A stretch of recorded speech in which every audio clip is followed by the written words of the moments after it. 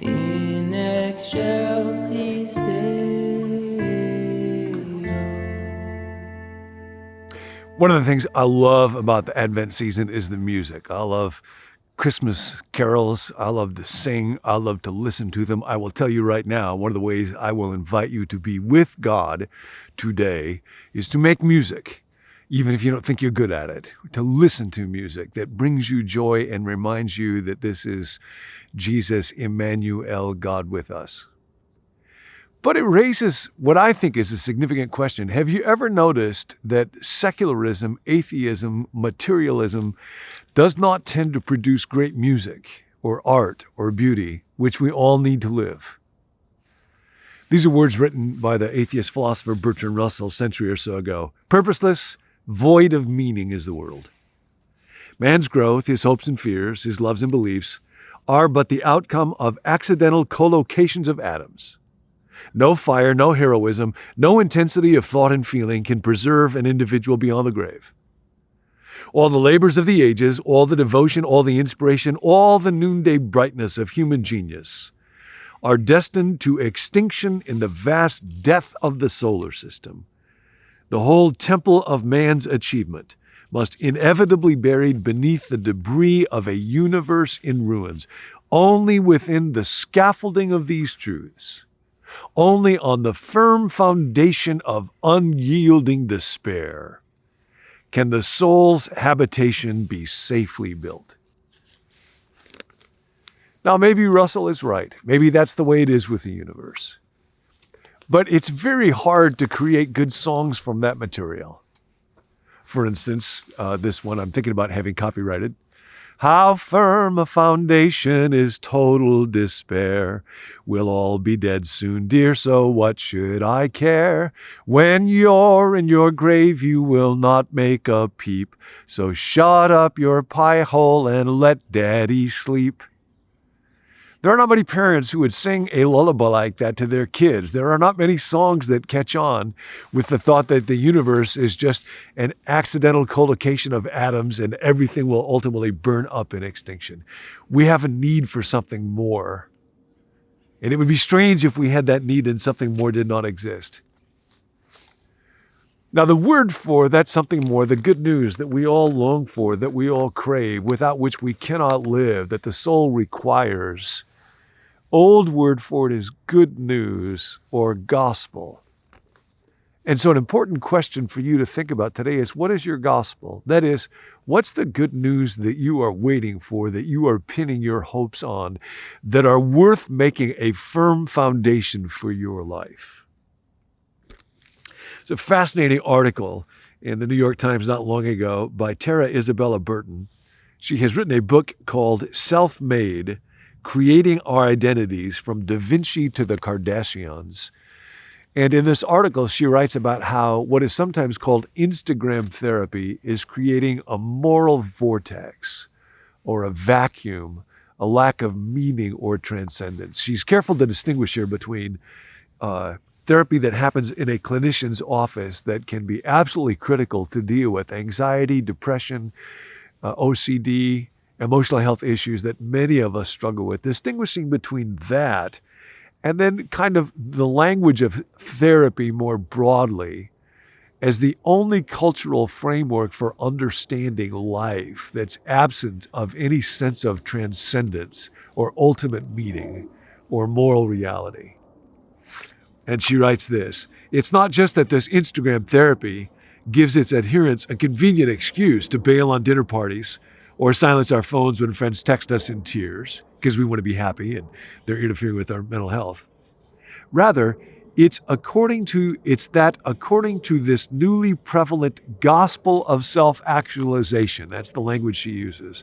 The gospel of self-actualization teaches us that the pursuit of private happiness has increasingly become culturally celebrated as the ultimate goal. The authentic self, to use another common buzzword, is characterized simply by personal desires and individual longings. So our feelings then become the authoritative guidelines to what we should do. That's one of the gospels in which we live. If we think that the universe doesn't have any meaning, then we turn to the self. And how can I fulfill or actualize myself? And that's the gospel. She writes about how we have become more and more used to thinking of ourselves as the main character in our lives and other people as the obstacles in our way. And she talks about how it's easy to become cynical about this, but she says, I believe that the growing popularity of therapy discourse, the framework for our life, is less about generational or cultural selfishness than it is a cultural hunger, the need for a framework to talk about the questions foundational to our existence as human beings, and a shared sense that the good life relies on more than our material circumstances. And she goes on to write about how historically the prospect of making sense of our lives was dominated by religion. Our churches, synagogues, mosques offered answers to life's most wrenching questions. Why do we suffer? What is our purpose in life? But Pew estimates 30% of Americans were religiously unaffiliated in 2020, a share that may exceed 50% by 2070 if present trends continue. But we don't stop looking for a gospel. So there is a gospel of success. What's your gospel? There is a gospel of financial well-being and prosperity. That's what will make you happy. There is a political gospel. And here's where things get very interesting.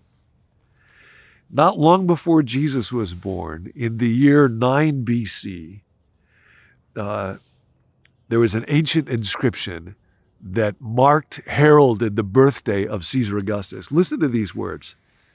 Providence, which has ordered all things and is deeply interested in our life, has set in most perfect order by giving us Augustus, Caesar Augustus, whom she filled with virtue that he might benefit humankind, all people, sending him as a savior, that he might end war and arrange all things. And since he, Caesar, by his appearance, excelled even our anticipations, surpassing all previous benefactors, not even leaving to posterity any hope of surpassing what he has done, and since the birthday of the god Augustus was the beginning of the good tidings, the Greek word used there is euangelion, for the world that came by reason of him. But not too long after that, we are told in the Gospel of Luke that one day there were shepherds abiding in a field, keeping watch over their flocks by night, and suddenly the angel of the Lord appeared to them, and the glory of the Lord shone round about them, and they were sore afraid. But the angel said unto them, Fear not, for behold, I bring you good news. And Luke there uses precisely the same word that was given to announce the birthday of Caesar.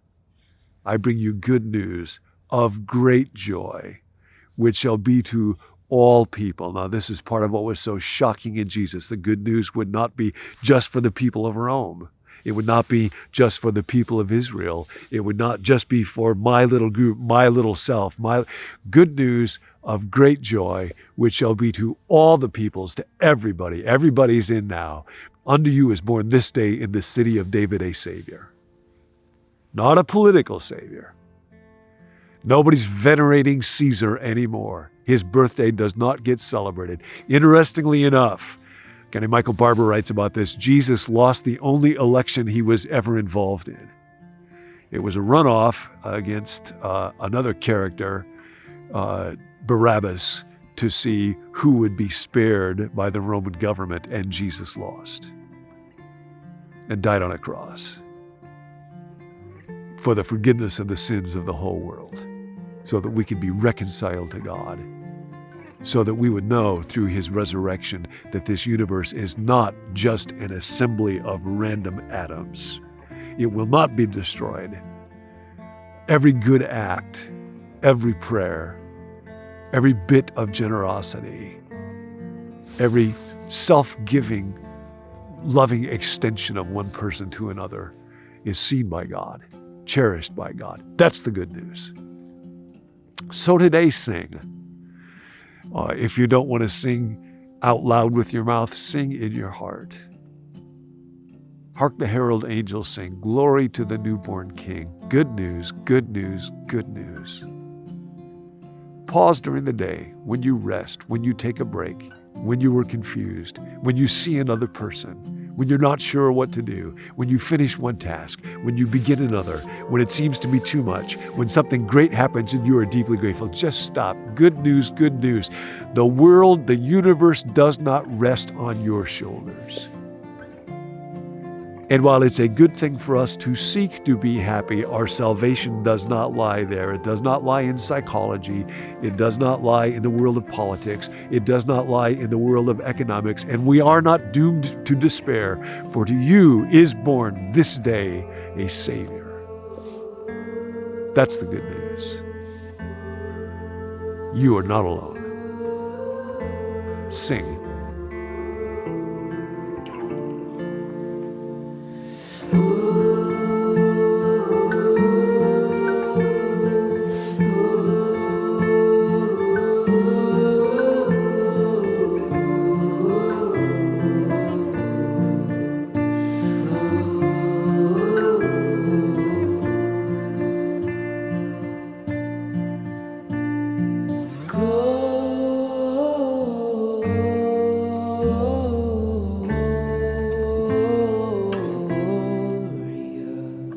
In excelsis